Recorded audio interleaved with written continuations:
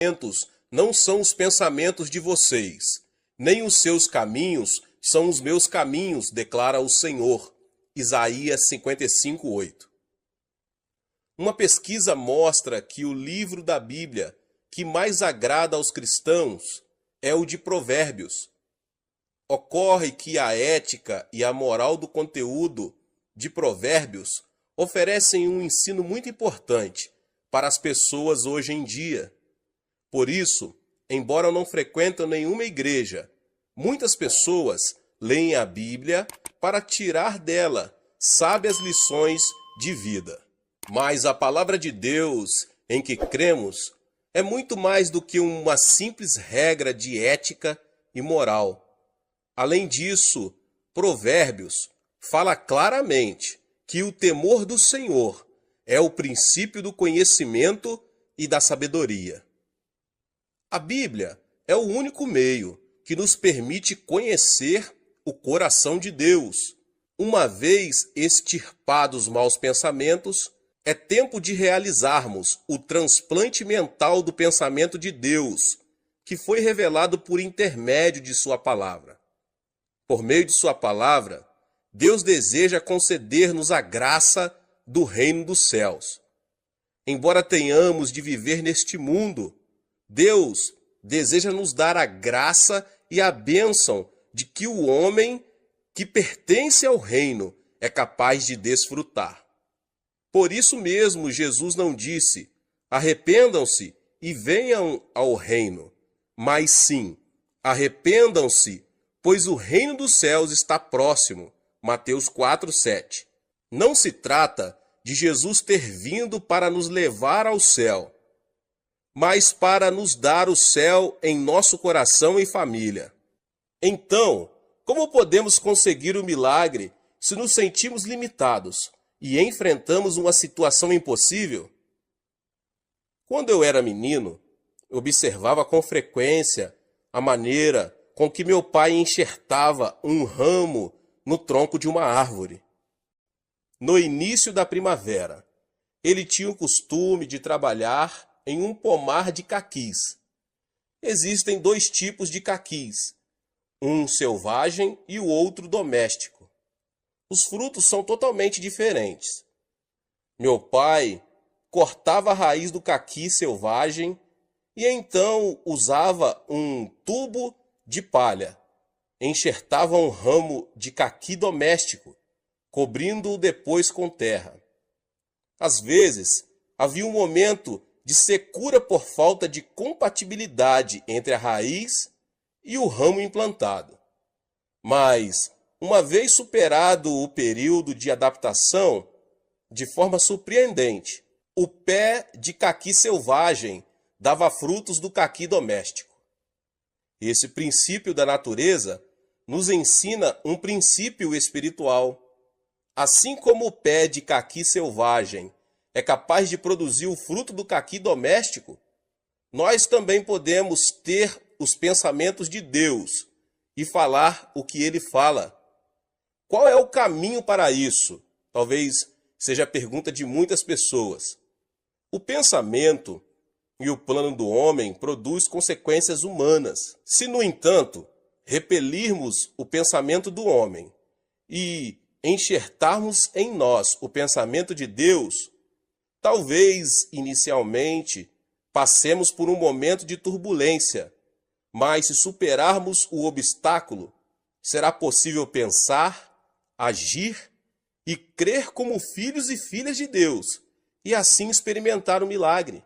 Mas as pessoas se recusam a repelir o próprio pensamento, para se apegar à palavra de vida e promessa, porque o coração sofre e vai contra a própria experiência.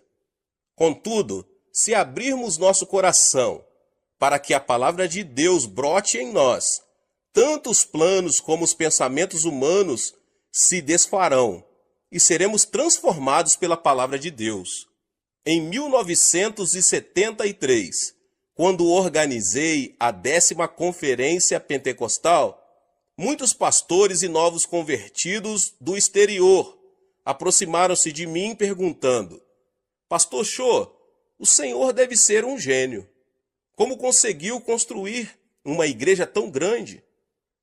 Por que sua igreja cresceu tanto? Eu respondia simplesmente: não sou um gênio, pois um gênio jamais faria o que fiz. Então, como conseguiu isso? Com o pensamento do homem, não seria possível. Mas, se o pensamento de Deus se enraizasse no pensamento do homem, acontecem milagres surpreendentes. Deus disse muito claro que tudo é possível ao que crer. Marcos 9, 23. Logo que nos mudamos para Ioido, muitos me perguntaram: pastor, quantos membros da sua igreja deixaram de frequentá-la? Mas, como eu tinha certeza de ter obedecido a Deus, respondia: as pessoas estão se aproximando, minha igreja está crescendo. E assim as coisas aconteceram. De acordo com Hall, o número de membros aumentou cada vez mais. De acordo com o pensamento do homem, as circunstâncias diziam que o número deveria ter diminuído. Mas a igreja cresceu porque eu havia repelido o pensamento humano e enxertado em mim o pensamento divino. Deus disse claramente: abra sua boca e eu o alimentarei. Salmos 81, 10. Além dessa promessa, a Bíblia contém 32.500 promessas divinas. De Gênesis a Apocalipse, a Bíblia é o pensamento e a palavra de Deus. Deus não nos deu a palavra para que a vejamos como simples espectadores, nem para vivermos como caquis selvagens, em meio ao fracasso, à desilusão, ao pecado, à injustiça, à mesquenharia, à enfermidade e à maldição. Ele nos deu sua palavra para que possamos dar bons frutos em vida, mediante a bênção ilimitada, a glória e a vitória divinas. Portanto, é fundamental que você transplante o pensamento de Deus em sua maneira de pensar. O enxerto não implica mudança da essência da árvore. Assim como removemos o galho de uma árvore e o enxertamos em outra, devemos transplantar o pensamento de Deus em nós e viver em sua presença. A Bíblia diz que Abraão teve seu filho Isaque aos 100 anos de idade. O corpo de Sara estava envelhecido e, portanto, ter um filho era praticamente impossível. No entanto, Deus semeou seu pensamento no coração de Abraão. Querer receber ou não o enxerto do pensamento de Deus depende de cada pessoa. Quando o anjo de Deus apareceu a Abraão e lhe disse: você terá um filho, ele riu até cair no chão, e Sara também riu. Apesar de tudo isso, Deus disse: você terá um filho. Aceitar ou não o pensamento de Deus dependia de Abraão e de Sara. Abraão enxertou o pensamento de Deus no próprio pensamento. Então seus nomes foram trocados. Abrão converteu-se em Abraão, pai de muitos filhos. E Sarai passou a chamar-se Sara, princesa. Ao enxertar o pensamento de Deus, eles passaram a ser estranhos para os incrédulos. Como pode um homem de 100 anos pensar em ter um filho? Eles estão loucos. É completamente ilógico. No entanto, é assim que isso funciona. Está certo que, de acordo com o pensamento do homem, existem limitações. Mas quando a pessoa tem o pensamento de Deus enxertado em seu pensamento, ela pode agir, falar e pensar como Deus. Deus deu um filho a Sara aos 90 anos de idade. Esse é Isaque, que é considerado o pai de Israel. De acordo com a Bíblia, Moisés era filho adotivo da filha de Faraó, ou seja, o chefe do exército do Egito e futuro sucessor no trono. Contudo, Tendo crescido fisicamente e intelectualmente, deu-se conta de que era israelita. Certo dia, ao observar que um egípcio estava espancando e maltratando um de seu povo, quis fazer justiça com as próprias mãos, matou o egípcio e o enterrou na terra. Ele quis salvar o povo de Israel por meio de uma revolução. No dia seguinte, ao ver dois israelitas brigando, perguntou: "Por que você está espancando seu companheiro?" O agressor replicou: "Quem o nomeou líder e juiz sobre nós? Você quer matar-me como matou o egípcio?" Quando a notícia chegou ao palácio real, o faraó ordenou a captura de Moisés. Imediatamente, este fugiu do Egito e foi para o deserto de Midian, tornando-se ali um genro de Jetro, o sacerdote. Passou o tempo e Moisés tornou-se velho. A Bíblia diz que ele morreu com a idade de 120 anos e que seus olhos e seu vigor não se tinham enfraquecido. Deuteronômio 34:7. Certo dia, ao apacentar as ovelhas no monte Horebe, Moisés ouviu uma voz vinda dentre uma sarça que ardia, mas que não se queimava. E a voz dizia: "Moisés, tire as sandálias." E o Senhor continuou dizendo: "Eu o envio ao Egito, para que liberte o povo de Israel." Moisés não conseguia acreditar no que estava ouvindo de Deus. Por isso reagiu, dizendo: "Ó Deus, rogo-te que envies outra pessoa. Eu tenho dificuldade para falar e estou muito velho para isso. Envia outro em meu lugar." Moisés não podia enxertar no seu pensamento o pensamento de Deus. Irritado, Deus lhe respondeu: "Moisés, eu não lhe disse que estaria com você? Eu o envio." Finalmente, Moisés conseguiu repelir o seu pensamento, enxertando em sua mente o pensamento de Deus. Assim, muitos milagres aconteceram à medida que ele falava e agia de acordo com o poder de Deus. Quando Moisés incorporou o pensamento de Deus, pôde libertar o povo de Israel da escravidão, atravessando o Mar Vermelho e liderando mais de 3 milhões de israelitas até a Terra Prometida, construindo a nação de Israel e escrevendo o livro da lei. Outro que enxertou os pensamentos de Deus foi André. No Novo Testamento, há também muitos relatos que mostram como viver dando preferência ao pensamento do homem ou ao pensamento de Deus. Um exemplo disso são as decisões de Filipe e de André. A Bíblia diz que se reuniram cerca de 5.000 homens para ouvir Jesus pregar a palavra. Se fossem contadas as mulheres e crianças, esse número chegaria a dezenas de milhares de pessoas que estavam com fome. Na ocasião, Jesus chamou seus discípulos e lhes disse: "Deem-lhes vocês algo para comer."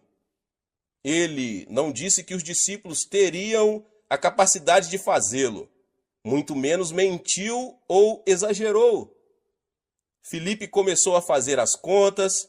Quando obteve o resultado, chegou à conclusão de que não havia forma de alimentar uma quantidade tão grande de pessoas. Então aproximou-se de Jesus e disse: "Jesus, estamos no deserto, há muita gente.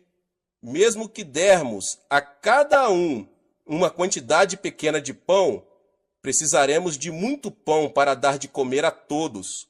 Essa atitude de Filipe mostra que ele não se havia apropriado da palavra de Jesus, pois este havia dito: "Deem-lhes vocês algo para comer."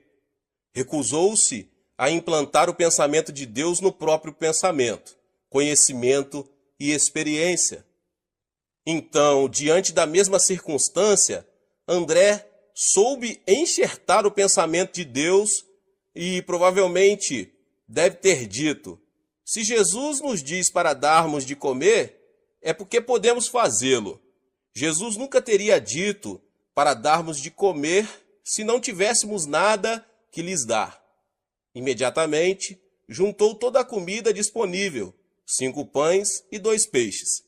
Depois de agradecer a Deus, Jesus o mandou repartir a comida entre o povo. E todos comeram e se fartaram.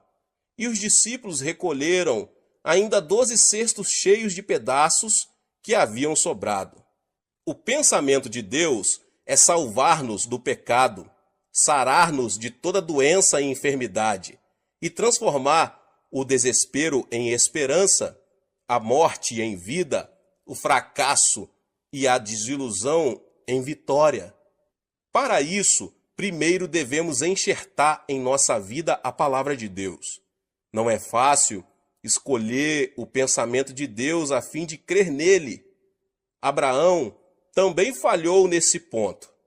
Embora cresce no plano de Deus, com base em sua palavra, que teria um filho, quando sua esposa lhe propôs ter esse filho por intermédio da escrava Agar, ele acedeu ao pensamento humano e fracassou diante de Deus. Assim nasceu Ismael, como sabemos. É extremamente difícil distinguir entre o próprio pensamento e o pensamento divino.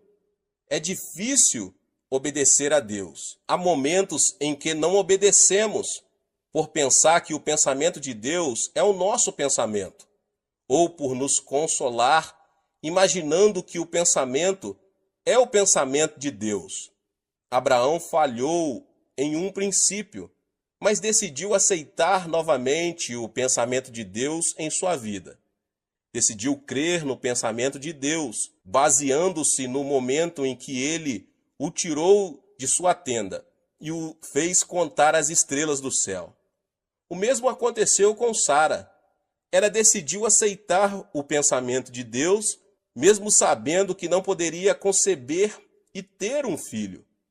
Tal como acontece com personagens da antiguidade, também recusamos-nos a aceitar o que Deus pensa por causa do conhecimento, da lógica e da experiência pessoal. Essa é a razão de ser tão custoso o processo de incorporação do pensamento de Deus em nossa vida. Não obstante, se alguém deixar que a promessa de Deus seja implantada e superar a turbulência da provação apegando-se a Deus, os milagres se manifestarão ininterruptamente. Portanto, não devemos considerar a Bíblia como um enfeite. Não devemos ser espectadores da palavra. Deixemos que ela seja enxertada em nossa vida. Então, experimentaremos o milagre de viver como Deus. Agora, o que fazer para desfrutar o céu em meu coração? Talvez seja a pergunta de muitos.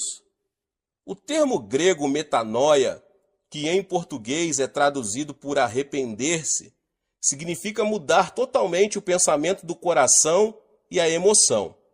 Ou seja, podemos deixar que o céu reine em nossa vida e família, se apenas mudarmos o rumo do nosso coração e a nossa maneira de pensar. Portanto, arrependa-se dos pensamentos negativos e cheios de frustração, pensamentos que o fazem retroceder, que dizem que tudo está acabado. Mude o rumo da emoção e da mente. Deixe que a palavra do Senhor cresça em você, e então o céu estará ao seu alcance. Jesus disse: cuidado que ninguém os engane. Marcos 13:5. O reino de Deus não vem de modo visível, nem se dirá: aqui está ele, ou lá está, porque o reino de Deus está entre ou dentro de vocês. Lucas 17:20 e 22. Portanto, o reino de Deus está em nós. Opera nas circunstâncias que nos rodeiam e as transformam no reino dos céus.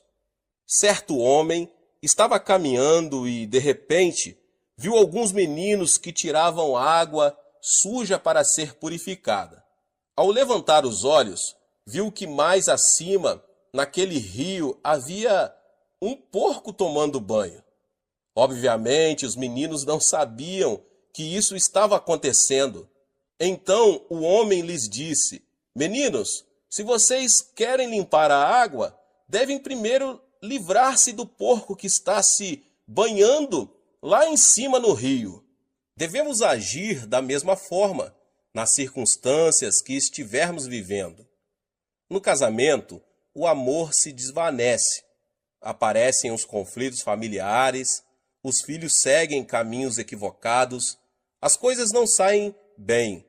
O sofrimento e a enfermidade fazem que a nossa vida se encha de água suja. Tratamos de retirá-la de um poço, mas quando o fazemos, vemos que o outro poço se encheu de água suja e acabamos caindo na desilusão. Como podemos solucionar esse problema? A Bíblia diz, Provérbios 4:23, acima de tudo, guarde o seu coração, pois dele depende toda a sua vida. Devemos nos arrepender e mudar o rumo de nossa maneira de pensar negativa e destrutiva e incorporar o pensamento de Deus e a palavra de Deus em nosso coração, para que o pensamento divino reine em nossa vida e transborde, transformando todo o ambiente no reino dos céus. Podemos experimentar o milagre se tão somente implantarmos a palavra de Deus em nosso coração.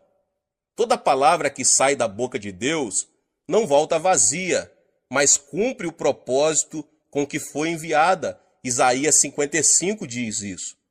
Portanto, leia e estude a Bíblia, por mais que o seu intelecto duvide dessa verdade. Apegue-se à palavra de Deus que diz: tudo é possível ao que crer. Marcos 9:23. Se você precisa de cura divina, confesse. Pelas suas feridas fomos curados. Isaías 53:5. E desfrute de saúde física. Se você precisa que Deus o faça prosperar, deixe que seja enxertada em seu coração a palavra que diz: tragam o dízimo todo e vejam se não vou abrir as comportas dos céus e derramar sobre vocês tantas bênçãos que nem terão onde guardá-las. Malaquias 3:10. Acrescente o pensamento de Deus, mediante a palavra dele, que permitirá que em sua vida sejam produzidos muitos frutos de felicidade em nome de Jesus. Deus abençoe a vida de cada um que ouviu essa palavra.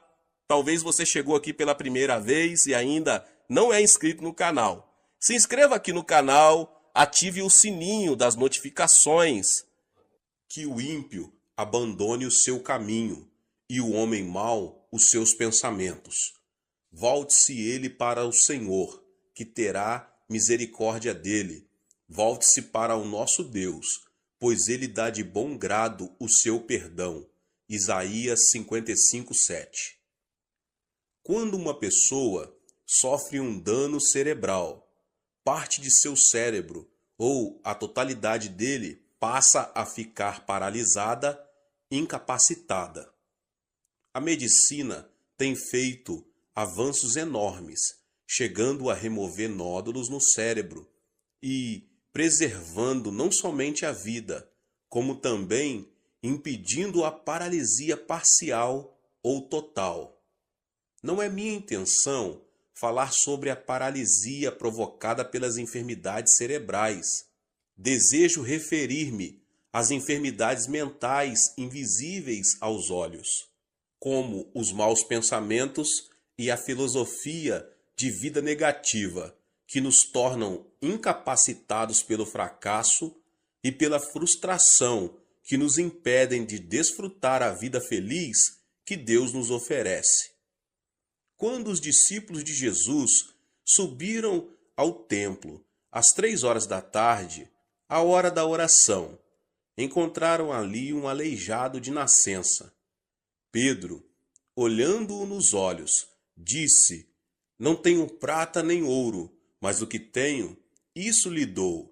Em nome de Jesus Cristo, o Nazareno, ande. Atos 3:6. Imediatamente, quando Pedro o segurou pela mão e o levantou, e os pés e os tornozelos do homem ficaram firmes. Ele deu um salto, pôs-se em pé e começou a andar. Depois entrou com eles no pátio do templo, saltando e louvando a Deus. Pode-se dizer que o coração é que determina o destino do homem. Por essa razão, o sábio diz em Provérbios 4:23: acima de tudo, guarde o seu coração, pois dele depende toda a sua vida. E Jesus, em Mateus 8:13, diz: como você creu, assim lhe acontecerá. O que significa isso? Quer dizer que a mente é a origem do estilo de vida e a vida é o resultado daquilo que pensamos. Devemos eliminar de nosso cérebro o nódulo que nos leva à destruição ou à paralisia total ou parcial. A fim de experimentarmos o poder de Deus, quero agora apresentar 6 elementos que impedem que o poder divino haja em nós, os quais devem ser extirpados. O primeiro elemento é a ansiedade. Pode-se dizer que alguém que vive ansioso perde a felicidade na vida. Quando uma pessoa ansiosa chega a casa, os integrantes da família tornam-se intranquilos por causa de suas queixas e murmurações. Assim também, a pessoa ansiosa é incapaz de difundir paz na sociedade. Esse tipo de gente provoca reação de agitação em cadeia. Segundo estudo do médico Dr. Walter Clemente Albertis, especialista em gastroenterite do reconhecido Hospital Mayo, a causa de todo tipo de doença é a ansiedade. Isso significa que a ansiedade destrói a saúde física, além de destruir a felicidade do coração. Qual é a causa da ansiedade? Apresento aqui 2 de suas origens. A primeira origem da ansiedade, as circunstâncias produzem ansiedade. Quando uma pessoa sente-se incapaz de enfrentar uma situação, torna-se ansiosa. Por exemplo, quando não consegue solucionar um problema financeiro ou quando vive uma situação que parece estar além de qualquer esforço humano. Certo dia, Jesus entrou num barco e disse a seus discípulos que passassem para o outro lado. No começo, o lago estava tão calmo que o barco deslizava como um patim sobre rodas. Ao chegarem à metade do lago, porém uma forte tempestade, vinda do Monte Hebron, começou a açoitá-los. A embarcação estava prestes a ser inundada, de modo que, em vão, os discípulos tentavam tirar a água de dentro dela. O naufrágio se daria em questão de tempo. Foi então que os discípulos se lembraram de Jesus e clamaram: Mestre, não te importas que nos afoguemos? Jesus levantou-se, repreendeu o mar e imediatamente o vento se acalmou e tudo ficou tranquilo. Olhando os discípulos nos olhos, ele disse: por que vocês têm tanto medo? Ainda não têm fé? Observe que Jesus não disse: vocês não têm fé. Isso se deve ao fato de que toda pessoa tem fé, de acordo com a medida que Deus lhe deu. O fundamento da fé dos discípulos, entretanto, eram as circunstâncias, os sentimentos e a emoção. Eles tinham fé somente quando tudo estava calmo. Ao terem a vida ameaçada por uma tempestade, sua fé transformou-se em dúvida, criando uma nuvem de ansiedade no coração. Portanto, devemos repelir os pensamentos oriundos das circunstâncias e as emoções da terceira dimensão, a fim de aceitar os pensamentos de Deus, os da quarta dimensão. Quando viram a tempestade e as ondas, Os discípulos fracassaram em aceitar o pensamento de Deus, apesar de terem ouvido o Senhor dizer que queria passar para o outro lado do lago. Seus fundamentos de fé não eram a palavra de Deus da quarta dimensão, e sim as circunstâncias e as emoções da terceira dimensão. Foi por isso que o Senhor lhes perguntou: onde está a sua fé? A palavra de Deus permanece para sempre e jamais muda. Apegar-se firmemente à palavra de Deus não é outra coisa senão aceitar o pensamento de Deus. Portanto, apesar das circunstâncias, se o fundamento do nosso coração é a palavra de Deus, mediante a fé, podemos estar livres de nossa ansiedade e preocupação. A segunda origem da ansiedade é que o pecado produz ansiedade. Quando peca, a pessoa torna-se ansiosa, porque perde a confiança diante de Deus.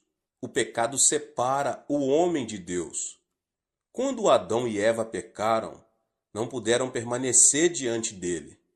Gênesis 3:10 diz: ouvi teus passos no jardim, e fiquei com medo, porque estava nu. Por isso me escondi. Qual foi a causa do medo? O pecado, sem dúvida. Ao comer do fruto da árvore proibida, Adão e Eva souberam que estavam nus e tiveram medo. Por isso não puderam apresentar-se diante de Deus. Da mesma forma, o homem que comete pecado não tem paz. As Escrituras dizem: não há paz alguma para os ímpios, Isaías 48:22. Portanto, a consequência do pecado é a ansiedade. Se uma pessoa se sente ansiosa ao sentar-se e ao levantar-se, sua vida será uma ruína. Não obstante, se alguém se aproxima do Senhor e confessa todos os seus pecados, estes se tornam brancos como a neve, ainda que tenham sido como o escarlate. Não se trata de mudar as circunstâncias para que possamos desfrutar paz. Jesus disse: nesse mundo vocês terão aflições. Contudo, tenham ânimo, eu venci o mundo. João 16:33. E o apóstolo João declara: porque aquele que está em vocês é maior do que aquele que está no mundo. 1 João 4:4. Portanto, apesar das circunstâncias, deposite sua fé na palavra de Deus. O arrependimento o ajudará a se libertar de toda a ansiedade que tenta destruir sua vida. O segundo elemento é a solidão. A solidão a que me refiro não é a solidão causada pelas circunstâncias. Por exemplo, se você separa um tempo para orar no monte e estar a sós com Deus, isso não é solidão. A solidão é sentir-se só e se caracteriza pelo egocentrismo. É querer receber sem dar. É manter-se indiferente à felicidade dos outros. Quando alguém se torna extremamente egocêntrico e não se interessa pelos outros, transforma-se numa pessoa teimosa e fria. Obviamente, ninguém será receptivo a uma pessoa que demonstre ser assim. Esse comportamento torna as pessoas ainda mais fechadas em sua solidão, levando-as à destruição. Deus não criou o homem como um ser solitário. Em Gênesis 2, 18 e 24, o Senhor fala: não é bom que o homem esteja só. Farei para ele alguém que o auxilie e lhe corresponda. Por essa razão, o homem deixará pai e mãe e se unirá à sua mulher, e eles se tornarão uma só carne. O homem nasce de duas pessoas. No idioma chinês, a palavra homem é representada por caracteres formados por dois traços que se apoiam entre si. Ou seja, são duas pessoas que formam uma unidade. Por isso Jesus orou ao Pai, dizendo: Pai nosso que estás nos céus. Não é o plano de Deus que o homem esteja só. Até mesmo na natureza de pregar o Evangelho, Jesus enviou os seus discípulos em duplas. O apóstolo Paulo sempre esteve acompanhado de Barnabé. Depois de uma discussão entre eles, Paulo juntou-se a Silas e Barnabé a João Marcos. Portanto, quem se considera santo e justo e gosta de estar sozinho, não é um santo verdadeiro. Nada mais é do que um egoísta. Temos de desfazer a solidão do nosso coração, que nada mais faz senão destruir a nossa vida. Agora, o terceiro elemento é a indecisão.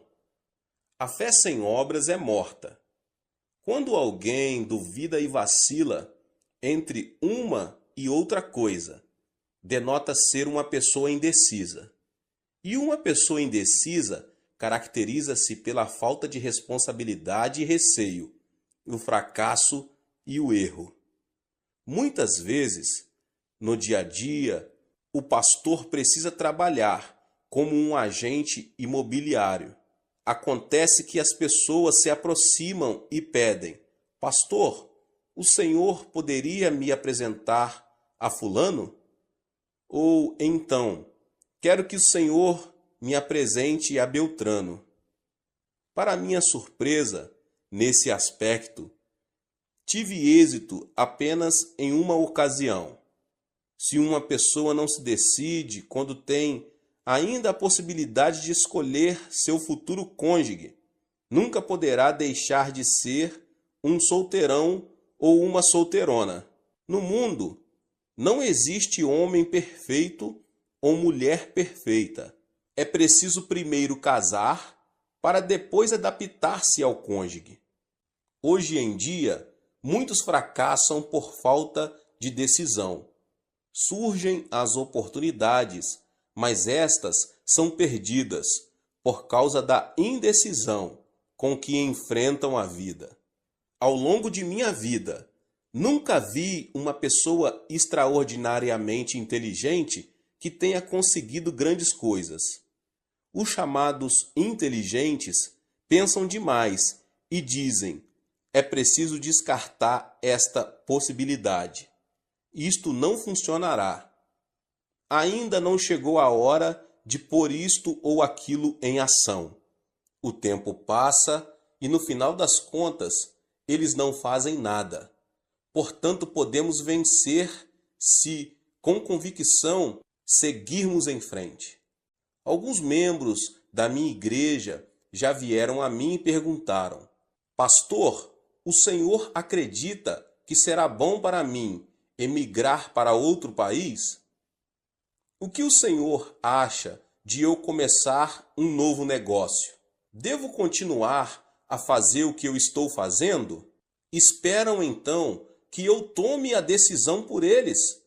Diante dessa situação, eu simplesmente aconselho: não me peça que tome a decisão por você. Vá ao monte da oração e ore. Clame a Deus, que certamente dirá que caminho você deve seguir. Diante da dúvida ou incerteza, devemos nos apegar a Deus e pedir-lhe de todo o coração que nos oriente. Então, Deus nos ajudará a tomar a decisão correta. Em Tiago 1, do 6 ao 8, diz: peça, porém, com fé, sem duvidar, pois aquele que duvida é semelhante à onda do mar, levada e agitada pelo vento. Não pense que tal pessoa receberá coisa alguma do Senhor, pois tem mente dividida e é instável em tudo o que faz. O Senhor disse que não abençoaria pessoas indecisas. Remova a indecisão com o pensamento de Deus. Livre-se da indecisão. Assim, você poderá alcançar sucesso em sua vida. O quarto elemento é a ira. Temos a tendência de nos irritar com extrema facilidade, tanto em casa como no ambiente de trabalho. Creio que uma das principais razões para isso é o fato de não sabermos quanto a ira é destrutiva. A ira é prejudicial, não somente à saúde, mas também ao intelecto, pois o torna cego. Em uma conferência, o famoso anatomista inglês John Hutton afirmou ser a ira semelhante ao suicídio. Logo depois de ter apresentado sua tese, ele teve uma forte discussão com alguns dos alunos que o ouviram e discordaram daquilo que ele defendia. Isso o irritou sobremaneira, levando-o à morte instantânea, vítima de um ataque cardíaco. As palavras de John Hutton causaram grande repercussão por causa de sua morte trágica. Irar-se é como cuspir para cima, ou seja, a ira se volta contra a própria pessoa. A Bíblia diz que a ira rebaixa o nível da pessoa e o transforma em ignorante. A sabedoria do homem lhe dá paciência. Sua glória é ignorar as ofensas. Provérbios 19, 11. O homem paciente dá prova de grande entendimento, mas o precipitado revela a insensatez. Provérbios 14, 29. Além disso, a ira nos separa da alegria de Deus, porque irritar-se é cometer o mal na presença divina. Existem hoje muitas famílias destruídas por palavras cheias de ira. É aconselhável falar pacificamente, em tom moderado, ainda que seja em momento de ira. Quando preciso aconselhar pessoas que têm a tendência a se irar facilmente, digo: quando você voltar a se irritar, abaixe a voz e fale devagar. Se a sua esposa cometeu um erro grave, não levante a voz dizendo: querida, porque isso o levará a irar-se ainda mais. Fale em tom baixo e suave: querida. Qualquer pessoa tem a experiência de se ter irritado e depois de algum tempo arrepender-se de haver agido dessa forma. A ira destrói tudo. A ira não traz benefício nenhum à sua vida. Precisamos aprender a preservar e desfazer a ira que nos leva à destruição, e então nos será concedida uma nova manhã. O quinto elemento é a frustração. A pessoa que fracassa e tem pensamentos negativos, que fala de forma negativa e age de maneira negativa, é definitivamente alguém cheio de frustração. Uma pessoa frustrada não vive criativamente, não passa de um pessimista e tem uma autoimagem de desalento e fracasso. No idioma coreano, temos certas expressões negativas que são espontâneas. Dizemos com frequência: morro de, e o pior é que dizemos várias vezes ao dia, e isso mata a alma. Morro de fome, comi até explodir.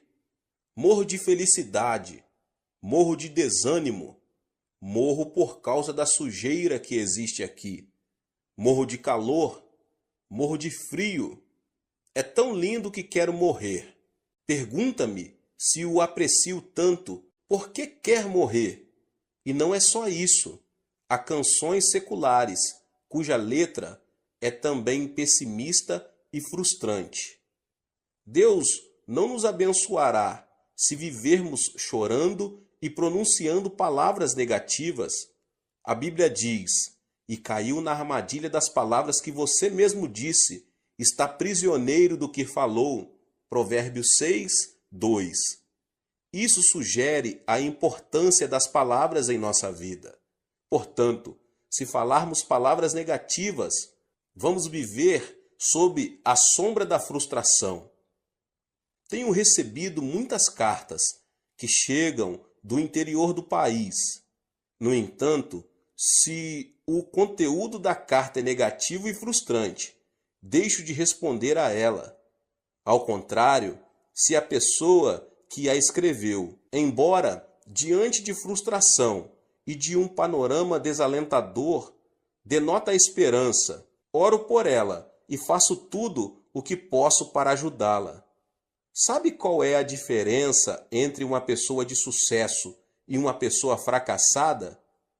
As bem-sucedidas não se mostram frustradas diante de um eventual fracasso e logo se colocam em pé novamente. Ao contrário, as pessoas fracassadas denotam frustração, desanimam e cruzam os braços. Aqui está a diferença. A chave do êxito da vida está em ter coragem e não desanimar nunca.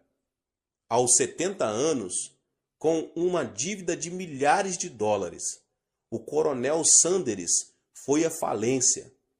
Ficou tão abalado que foi internado num hospital. Mesmo assim, não conseguia conciliar o sono. Certo dia, bem de madrugada, ouviu um hino que dizia: "Não esmoreças, Deus te protege. Descansa sob suas asas, Deus te protege." Como um sonâmbulo, dirigiu-se ao lugar de onde vinha o cântico. O hino vinha de uma pequena igreja. Ao entrar, encontrou uma senhora idosa que cantava o hino, curvada diante do altar. A voz daquela senhora parecia a voz de um anjo. No mesmo instante, ele se arrependeu e entregou sua vida ao Senhor. Repentinamente, sentiu uma grande paz. A paz que só desfrutam as pessoas que caminham com o Senhor. Antes de entrar em falência, Sanders era o dono de uma empresa. Decidiu esquecer seu passado e começar tudo de novo como cartonador. Não foi nada fácil. Entretanto, ele superou a adversidade, confiou no Senhor e, sob a orientação do Espírito Santo, começou a vender frango frito. Hoje, ele é um milionário conhecido em todo o mundo. Esta é a história de Sanders Chicken, mais conhecido como KFC. Assim também, devemos nos livrar da frustração que nos leva ao fracasso. E o sexto e último elemento é o autoabandono. Atualmente, as histórias de criminosos se têm transformado em filmes. A história de Shi Kang-hun, que conseguiu fugir da cadeia com um grupo de colegas, está numa tela gigante, sob o título Holiday. Esse tipo de material cinematográfico tem o mérito de nos ajudar a ver a sociedade de outro ponto de vista.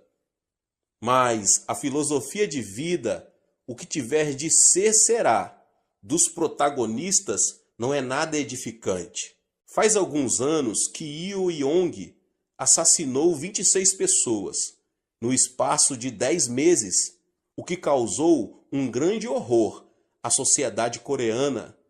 Ele perdeu o pai num acidente de trânsito, quando ainda era menino, e a pobreza fez que esse homem visse a vida de forma tenebrosa. Depois de várias prisões, e quando sua esposa não suportou mais a situação e decidiu divorciar-se, ele abandonou tudo e transformou-se num assassino. Essa é uma história trágica da consciência do autoabandono. Conheço uma família em que o esposo é formado pela Faculdade de Medicina da Universidade de Tóquio e agora é professor de uma faculdade na Califórnia. Sua esposa é também profissional. Não obstante, uma pequena diferença de opiniões os separou emocionalmente. Ao final, acabaram sendo vencidos. O esposo começou a delirar e pensava que a esposa o queria assassinar. Por isso, dormia com uma faca à sua cabeceira. Você pode imaginar uma mulher dormindo tranquila ao lado de um homem que tem uma faca à sua cabeceira? Por isso, a mulher ficou louca. Graças a Deus, a mensagem foi transmitida por meu intermédio e eles aceitaram Jesus como seu Senhor, saíram do autoabandono e finalmente recuperaram a estabilidade familiar. Devemos nos livrar do veneno do autoabandono que destrói a nossa vida. Gênesis 2,15 narra: o Senhor Deus colocou o homem no jardim do Éden para cuidar dele e cultivá-lo. O jardim do Éden não é outra coisa senão o nosso coração. Na antiguidade, a fonte de vida encontrava-se no Éden, mas na atualidade, a fonte de vida se encontra no coração. O Deus que disse ao homem para cuidar do Éden, hoje nos manda cuidar do nosso coração. É necessário que os nossos pensamentos se fundamentem na palavra de Deus, para que o nosso coração seja preservado. Ou seja, o sucesso e o fracasso não dependem do destino. Podemos ser felizes se, mediante o pensamento de Deus, conseguirmos extirpar os 6 tumores do coração, a saber, a ansiedade, a solidão, a indecisão, a ira, a frustração e o autoabandono. Que você possa ter força no Senhor, na palavra de Deus, na oração, conseguir retirar da sua vida, em nome de Jesus Cristo, tudo que atrapalha o poder de Deus, o poder divino de atuar na sua vida. Deus abençoe a vida de cada um dos irmãos que ouviram essa palavra, do pastor David Puyong Cho. Se você ainda não é inscrito aqui no canal, se inscreva no canal, ative o sininho das notificações para você não perder nenhum vídeo que são postados aqui todos os dias. Deixe também o seu like e não esqueça de compartilhar essa palavra com as pessoas que você mais ama. Cada pessoa tem a própria perspectiva. Esta é única e distinta de todas as outras. A perspectiva dos pais não é a mesma perspectiva dos filhos. A maneira com que a geração adulta vê uma situação não é a mesma com que os jovens a veem. O ponto de vista do chefe não é o ponto de vista do empregado. Os políticos da oposição não veem as coisas como as veem os políticos que apoiam o governo. É imprescindível que haja contínua busca de entendimento entre ambas as partes. Mas existe uma diferença maior de perspectivas. Trata-se do ponto de vista do homem e do ponto de vista de Deus. A Bíblia explica isso da seguinte forma. Isaías 55, 8, 9 diz: pois os meus pensamentos não são os pensamentos de vocês, nem os seus caminhos são os meus caminhos, declara o Senhor. Assim como os céus são mais altos do que a terra, também os meus caminhos são mais altos do que os seus caminhos, e os meus pensamentos são mais altos que os seus pensamentos. É praticamente inevitável o conflito entre o ponto de vista de Deus e o ponto de vista do homem. Apesar disso, se como homens que somos, repelirmos o nosso pensamento e escolhermos o pensamento de Deus, poderemos alcançar vitória genuína na vida cristã. O pensamento de Deus é um caminho de verdade e vida, o qual devemos seguir. Ele se torna um mapa capaz de indicar onde se encontra a felicidade e de mostrar o leme que nos guia até onde temos de chegar. Um bom exemplo disso é a vida de Abraão. Se você tem o pensamento de Deus, pode começar a sonhar. A vida de Abraão passou por uma drástica mudança de rumo, quando ele tinha 75 anos de idade. Essa é uma idade quando a pessoa precisa fazer uma avaliação da sua vida, refletindo sobre a maneira em que viveu, e deve pensar a respeito da morte. Em outras palavras, é a idade menos indicada para um novo começo. Mas Deus chamou Abraão e ordenou-lhe que começasse tudo de novo. A Bíblia esclarece isso da seguinte forma em Gênesis 12, 1 e 2 e 3. Então o Senhor disse a Abraão: saia da sua terra, do meio de seus parentes e da casa de seu pai, e vá para a terra que eu lhe mostrarei. Farei de você um grande povo e o abençoarei. Tornarei famoso o seu nome e você será uma bênção. Abençoarei os que o abençoarem e amaldiçoarei os que o amaldiçoarem. E por meio de você, todos os povos da terra serão abençoados. Depois de receber essa palavra de Deus, Abraão passou a ver a vida por outra perspectiva. O Senhor lhe havia mostrado não ser aquele o momento de abandonar o sonho, mas de concebê-lo, o tempo de começar uma nova vida. Ele prometeu a Abraão que as obras da fé o acompanhariam, assim como uma flor desabrocha quando recupera a vitalidade.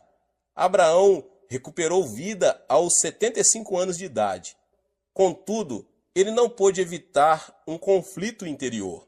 Certamente pensou: será que tudo isso está certo? Isso é possível sob o ponto de vista humano? Se eu obedecer a Deus pela fé, as pessoas não me poderão considerar um louco? Abraão se viu diante de um conflito: ver as coisas como Deus as vê e começar uma nova aventura, ou ver o mundo como o homem vê e permanecer no mesmo lugar. Afinal, Abraão tomou a decisão de ver as coisas como Deus as vê. Embora seus olhos não vissem coisa nenhuma, seus ouvidos não percebessem nada e suas mãos não tocassem em nenhum objeto, Abraão decidiu ver seu destino e as circunstâncias como Deus as via. Assim começou sua vida de fé. E o que é fé? Fé é abandonar o ponto de vista do homem e dar preferência ao ponto de vista de Deus. Portanto, podemos desenvolver nossa fé quando decidimos ver com a perspectiva de Deus e começar uma vida nova. Abraão mudou o rumo de sua vida mediante a fé. É preciso ter sabedoria para fazer distinção entre o ponto de vista do homem e o ponto de vista de Deus. Se virmos como o homem vê, viveremos como homens. Se, no entanto, virmos como Deus vê e agirmos pela fé, viveremos pelo poder de Deus. Certo dia em que havia densa neblina, um navio estava detido, impossibilitado de partir. O comandante esperava ansiosamente que a neblina se dissipasse. Um senhor aproximou-se dele e disse: "Eu sou da Inglaterra e preciso ir a Quebec, no Canadá, ainda hoje, porque no sábado tenho de pregar num culto evangelístico. Vamos já, comandante." O comandante, surpreso com estas palavras, pensou: pela aparência, esse homem seria uma pessoa normal, mas pela maneira de falar deve ser um louco, e disse: "Ouça, por acaso o senhor não vê a neblina? Como vou sair do porto com uma neblina dessa?" O homem respondeu: "Certamente que eu vejo a neblina, mas vejo também a mão de Deus retirando a neblina. Por acaso o senhor não vê a mão de Deus?" Quando o comandante pensou estar diante de um louco, o homem o tomou pela mão, levou-o à força ao seu camarote e disse: "Sirvo ao Senhor durante 57 anos e o tenho visto todos os dias em oração. Deus nunca falhou.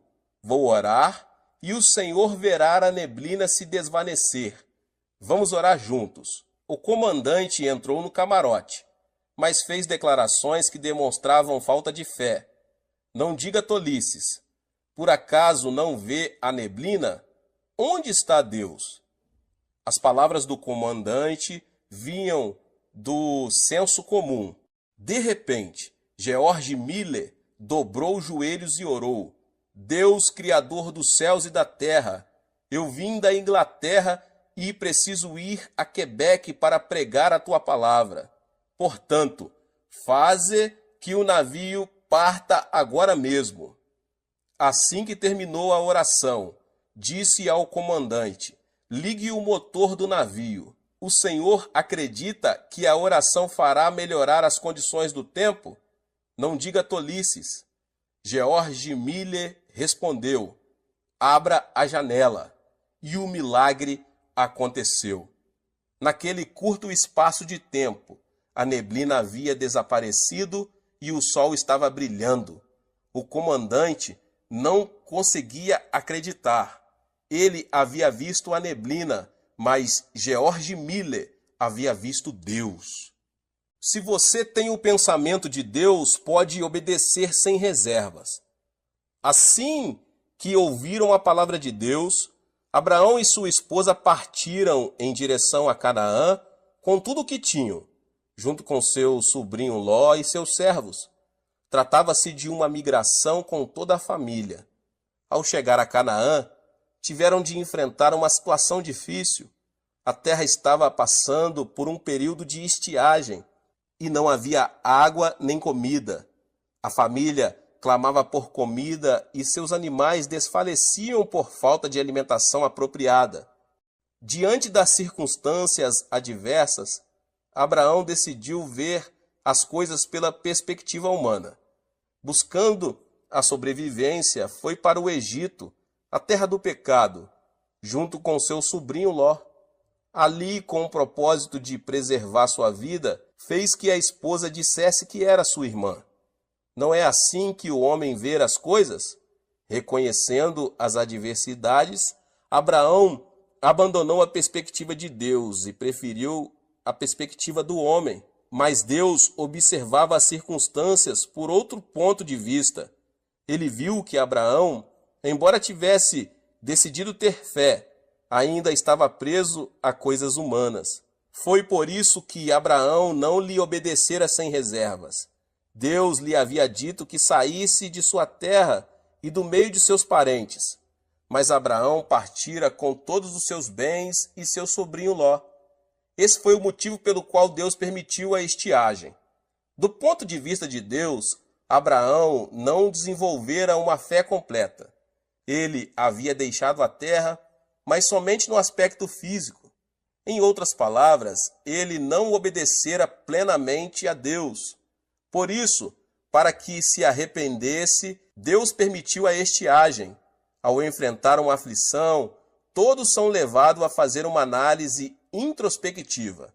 Se Abraão tivesse se arrependido de seus pecados e buscado a Deus, o Senhor lhe teria aberto um novo caminho.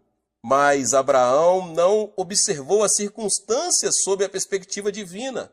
Por isso dirigiu-se ao Egito. Se alguém escolhe ver as coisas com os olhos humanos, deve se responsabilizar pelas consequências em sua vida. Ao contrário, se alguém decide ver as coisas com os olhos de Deus, é este quem o protege e responde por sua vida. Como consequência, Abraão enfrentou situações muito críticas. O rei do Egito tomou Sara, pensando ser a irmã mais nova do estrangeiro. Abraão preservou sua vida porque entregou sua esposa como mulher a outro homem. Definitivamente, o conflito e a vergonha se apoderaram dele. No entanto, o processo o levou a um genuíno arrependimento. Foi então que Deus lhe deu uma nova oportunidade. Se você tem o pensamento de Deus, você pode confiar na promessa. Depois do quebrantamento, Abraão voltou à terra de Canaã junto com seu sobrinho Ló. Em Canaã, ele teve uma vida próspera porque administrou bem o que ganhou no Egito. Mas os servos de Abraão e Ló discutiam com frequência porque não havia água suficiente para todos. Diante disso, Abraão decidiu separar-se do seu sobrinho. Ao ouvir a confissão de Abraão, percebemos imediatamente quando ele tinha sido quebrantado. Não haja desavença entre mim e você, ou entre os seus pastores e os meus, afinal somos irmãos. Aí está a terra inteira diante de você. Vamos separar-nos. Se você for para a esquerda, irei para a direita. Se for para a direita, irei para a esquerda. Gênesis 13, 8, 9. Abraão cedeu a Ló praticamente tudo. Essa declaração manifesta a convicção de Abraão, que decidiu não olhar a circunstância sob o ponto de vista humano, mas apegar-se ao pensamento de Deus. Por outro lado, Ló viu as coisas sob a perspectiva humana, levantou os olhos e observou que todo o vale do Jordão até Zoar era terra bem irrigada. Mas, na realidade, Sodoma e Gomorra eram terras onde proliferavam o pecado. Depois de separado de seu sobrinho Ló, Abraão, que tinha o pensamento de Deus e confiava na palavra do Senhor, decidiu ficar em Canaã. Deus o chamou e disse: "De onde você está? Olhe para o norte, para o sul, para o leste e para o oeste. Toda a terra que você está vendo darei a você e a sua descendência para sempre." Gênesis 13, 14 e 15. Falando francamente, a terra de Canaã não se via tão fértil quanto as campinas do Jordão. Mas Deus disse a Abraão que lhe daria e a toda a sua descendência toda a terra que ele estava vendo. Vemos assim que, quando Abraão decidiu olhar seu destino e as circunstâncias sob o ponto de vista de Deus, ele lhe prometeu responsabilizar-se por sua vida. Se você tem o pensamento de Deus, pode esperar pelo cumprimento da promessa. E aconteceu que Abraão chegou aos 85 anos de idade. 10 anos já se haviam passado desde o dia em que ele decidira vir à terra de Canaã. Contudo, Abraão não tinha nenhum filho. Sob o ponto de vista humano, já não havia possibilidade de ver cumprida a promessa divina.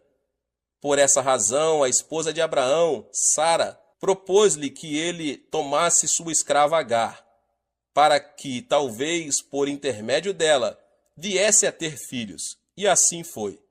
Abraão, que até aquele momento estava crendo e esperando na palavra de Deus, começou a olhar com os olhos do homem e, consequentemente, tomou sua escrava como mulher.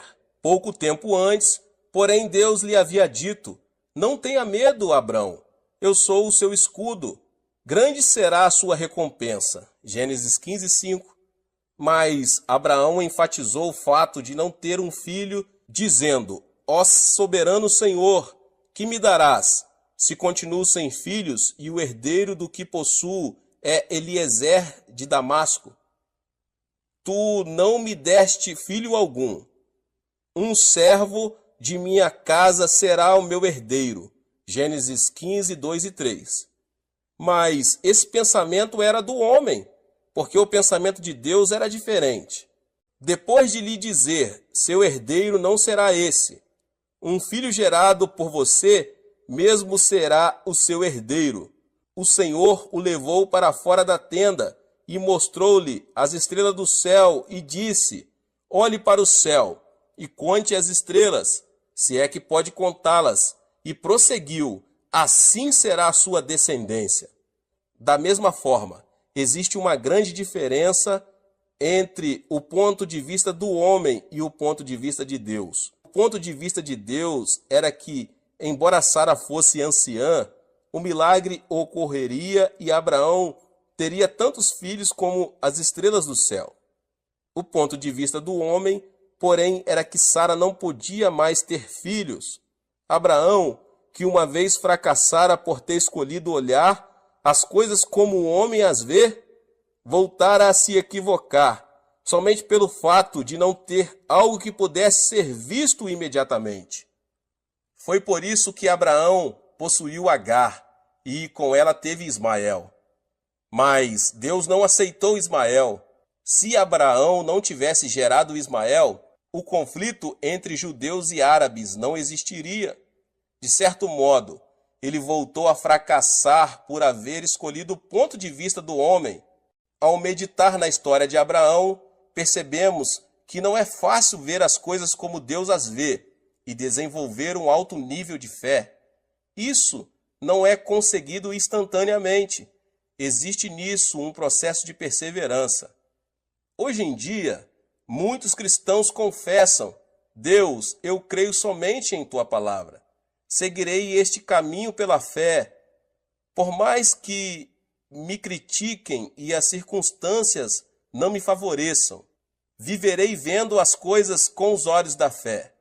Mas quando as circunstâncias se apresentam negativas, esses mesmos cristãos dão um passo atrás e dizem: não posso, creio ser melhor fazer o que penso. Se continuar assim, certamente fracassarei. No entanto, quando retrocede, o homem cai num abismo de desespero e fica muito ferido. É nesse momento que se lembra da palavra de Deus, arrepende-se e volta-se para ele. Consideramos Abraão o pai da fé. Contudo, ele não se transformou em pai da fé desde o princípio. Abraão precisou ajustar sua visão constantemente. Foi por meio desse processo que ele aprendeu a repelir a obstinação e a mesquinharia do homem, obedecendo à vontade de Deus. Se você tem o pensamento de Deus, pode crer no sobrenatural. Abraão começou a ver as coisas da perspectiva divina, repelindo a imundície da mesquinharia humana, e se apegou à fé. Como consequência disso, teve Isaque aos 100 anos. Era um triunfo da fé. Considera-se uma coisa incomum a geração de um filho aos 50 anos. Por isso, é motivo de festa. Imagine-se como teria sido grande a emoção de Abraão. Isaque foi uma criatura divina diante de seus olhos. Para Abraão, Isaque era sua vida, seu herdeiro, sua alegria e sua felicidade. Cada vez que olhava para ele, descobria o sentido da vida. Entretanto, Isaque passou a se converter gradualmente em um ídolo para Abraão. Embora este não o visse dessa maneira, Deus via Isaque de uma forma, Abraão o via de outra forma. Ou seja, havia uma grande diferença entre os dois pontos de vista, o ponto de vista de Deus e o ponto de vista de Abraão. Certo dia, Deus ordenou a Abraão: tome seu filho, seu único filho, Isaque, a quem você ama, e vá para a terra de Moriá. Sacrifique-o ali como holocausto num dos montes que lhe indicarei. Abraão ficou perplexo. Pensava que Deus abençoaria Isaque e prolongaria seus dias de vida aqui na terra. Esse não deixava de ser o pensamento do homem. O pensamento de Deus, porém, não aceita o pensamento do homem. Abraão viu-se em meio a forte conflito. Ele sabia que Deus estava falando sério e pensou: se Deus quer, eu tenho de obedecer. Não devia ser fácil oferecer o único filho amado como holocausto, ou seja, queimá-lo no fogo. A luta interior de Abraão continuou. Provavelmente, ele até pensou em desobedecer a Deus e viver feliz com seu filho. Todavia, também não podia desobedecer à ordem divina. Chegou o momento de escolher o pensamento do homem ou o pensamento de Deus. Finalmente, Abraão decidiu-se pelo pensamento de Deus. Lembrou-se da palavra que dizia ser Isaque o herdeiro e creu que Deus tinha preparado um plano. É certo que, para chegar a esse ponto, Abraão passou por uma grande turbulência. No dia seguinte, tomou a direção do Monte Moriá, junto com o filho Isaque e 2 servos. Ao chegar ao lugar indicado por Deus, não hesitou em sacrificar seu filho. Ele o amarrou sobre o altar, amarrou a lenha e pegou o cutelo. Foi nesse instante que o anjo de Deus o deteve. Não toque no rapaz, disse o anjo. Não lhe faça nada. Agora sei que você teme a Deus, porque não me negou seu filho, o seu único filho. Juro por mim mesmo, declara o Senhor, que por ter feito o que fez, não me negando seu filho, o seu único filho, esteja certo de que o abençoarei e farei seus descendentes tão numerosos como as estrelas do céu e como a areia das praias do mar. Sua descendência conquistará a cidade dos que lhe forem inimigos, e por meio dela todos os povos da terra serão abençoados, porque você me obedeceu. Gênesis 22. Abraão escolheu ver como Deus vê e repeliu todo o pensamento humano. A partir desse momento, Deus abençoou Abraão e se responsabilizou por sua vida. Qualquer pessoa que quiser escolher a perspectiva de Deus deve primeiro abandonar a vontade, a obstinação, o desejo, o método e a força do homem. Não podemos confessar que escolhemos a perspectiva de Deus enquanto persistirmos com os desejos, os métodos e a força humana. Todo aquele que escolher a perspectiva de Deus deve se render, dedicar-se e obedecer a Ele. O ato de se render, dedicar-se e obedecer a Deus não significa perder. Muitos pensam que a dedicação a Deus significa perder, mas isso não é certo. Não se trata de perda, mas da chave que leva a uma vida abundante. Deus abençoa as pessoas que se decidem por sua perspectiva e se responsabiliza por elas. Assim funciona a lei do céu. A vida de Abraão é a evidência dessa lei. Eu chego agora ao final e eu quero dizer que a fé consiste em abandonar a perspectiva do homem, escolhendo a perspectiva de Deus. Se optarmos por ver como o homem vê, não poderemos receber o favor e a orientação de Deus. O justo viverá pela fé. O que significa viver pela fé? Significa abandonar a perspectiva do homem e escolher a perspectiva de Deus, vivendo como a Bíblia ordena. Assim, Deus nos abençoa e se responsabiliza por nossa vida. É certo que, ao nos decidir pelo ponto de vista divino, enfrentaremos uma luta interior. Devemos, portanto, superá-la. Você sabe como Deus vê a terra e o homem? Deus vê a história do homem como um assunto de julgamento imitente. A história do homem está chegando ao seu final. A vida do homem é como uma neblina que aparece num momento e logo se desvanece. Ele é como uma erva e sua glória como a flor do campo. Quem vacila com isso é nécio. O nosso interesse deve estar na eternidade. A vida eterna é mais importante que a vida passageira. Essa filosofia de vida permitirá que a pessoa viva a vida transitória de maneira muito mais significativa. As Escrituras dizem, da mesma forma, como um homem está destinado a morrer uma só vez e depois disso enfrentar o juízo. Hebreus 9, 27. A terra não permanecerá para sempre. Portanto, temos de ver as coisas sob a perspectiva de Deus. Para isso, devemos tomar uma difícil decisão. Sob que perspectiva você vê a vida?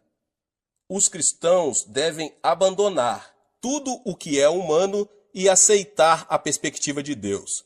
Esse é o único caminho, porque Deus se responsabiliza por aquele que abandona o ponto de vista humano, decide tomar o ponto de vista divino em nome de Jesus.